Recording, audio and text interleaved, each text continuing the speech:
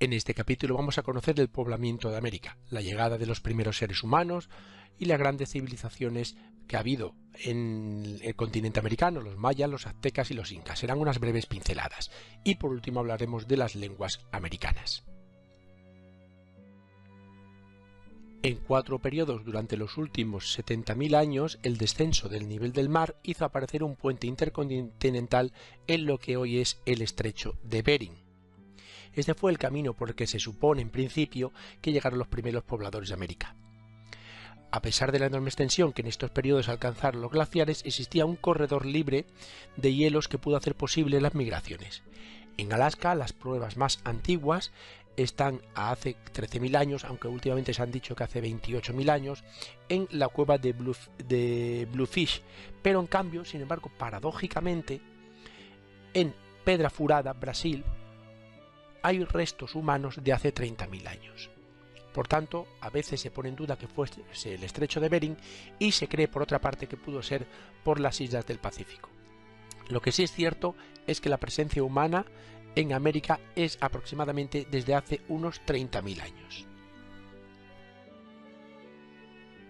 Por tanto, y a modo de resumen, podemos decir que no está muy claro cómo fue el poblamiento de América. Las primeras civilizaciones en América han sido 2, los aztecas en América Central y los incas en Sudamérica. También tenemos una precursora que fueron los mayas, que se extinguió a finales del siglo X en América Central también. Todas ellas conocían la agricultura y la escritura e hicieron grandes obras arquitectónicas, además vivían en ciudades. Lo paradójico es que, sin embargo, no descubrieron el hierro y la rueda. El resto del continente americano estaba poblado por pueblos nómadas o seminómadas, que muchos no conocían ni tan siquiera la agricultura. Vamos a dar unas breves pinceladas de las 3 grandes culturas americanas. Empezamos con los mayas. Podemos dividir el periodo maya en 3 grandes etapas: la preclásica, la clásica y la posclásica. Es un pueblo que construyó grandes pirámides por las selvas de la península del Yucatán, pero lo curioso es que, a diferencia de otras civilizaciones, no tenían ríos en su zona de expansión, porque la zona del Yucatán es una zona calcárea muy porosa en la que el agua, dijéramos, se filtra por la tierra. Lo que sí que construyeron fueron unos cenotes, que eran una especie de pozos donde sacaban el agua.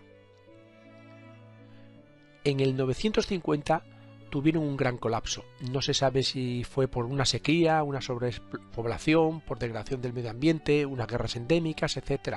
Pero hizo esto que la etapa del 950 al 1539 prácticamente fuera inexistente.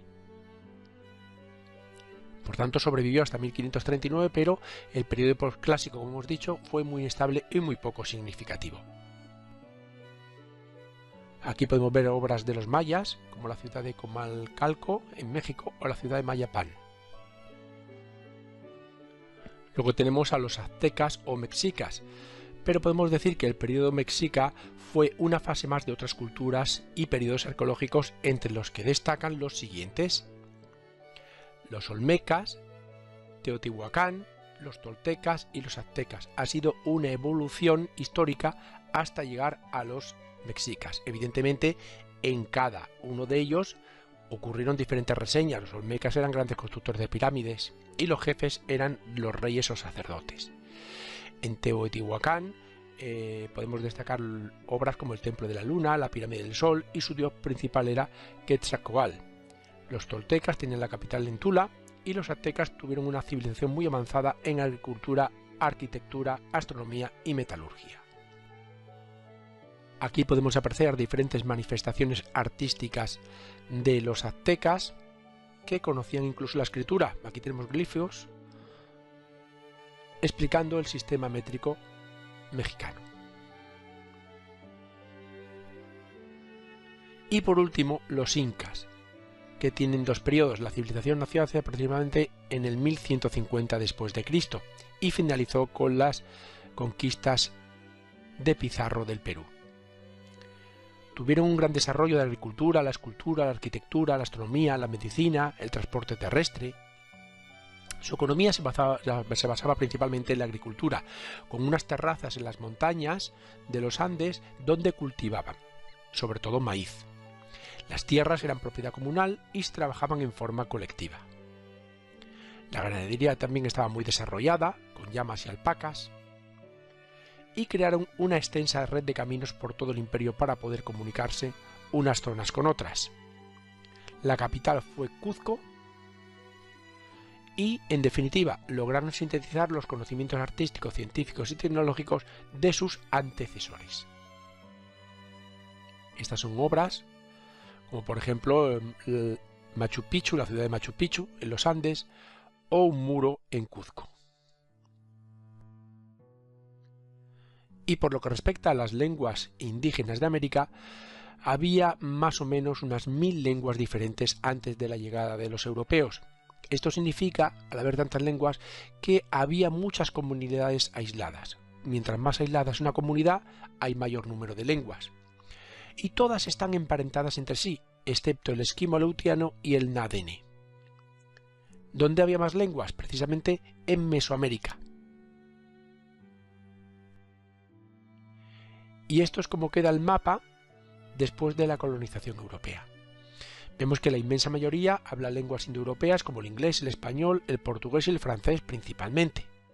Y las lenguas nativas han quedado arrinconadas en zonas geográficas muy aisladas y concretas, lo que es en los Andes, en las selvas de México y en el interior de Estados Unidos y en el norte de Canadá principalmente, y también en las zonas selváticas de Brasil. Y esto ha sido todo. Muchas gracias por escucharme y espero que te haya servido de ayuda. Para más información entra en youcam.com.